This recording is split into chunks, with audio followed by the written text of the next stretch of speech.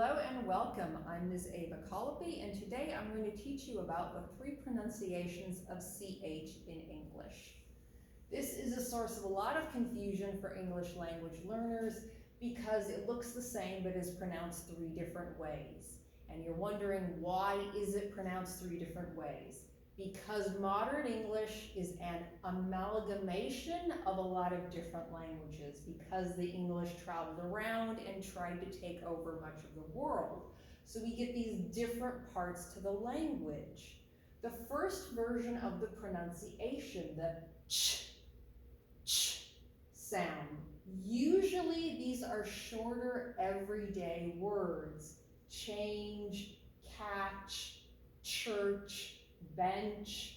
These come from the Northern Germanic part of the English language. The second pronunciation, the sh. This we get from the French. There is a lot of French in English.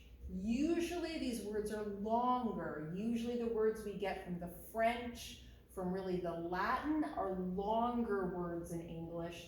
And often this pronunciation means it is something fancy and posh that we're referring to, like a chandelier or a chauffeur. The third pronunciation, the k. We get this from Greek, actually. So to keep that in your mind, think about people from different parts of Europe, like England, going to the mainland and getting into university and studying these school subjects, like chemistry. That's often what those words are going to be, subjects you would study in a school setting or something similar. So these 3 pronunciations come from different languages. English is an amalgamation that makes it confusing, but also very interesting. I have an exercise now to help you get used to the difference. There is no one specific exact rule on it. It's what we call a rule of thumb.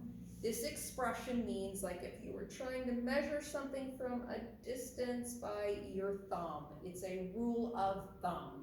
It's not an exact rule, but it's a guideline, and it helps you to know when you see a new word which way you're supposed to pronounce it.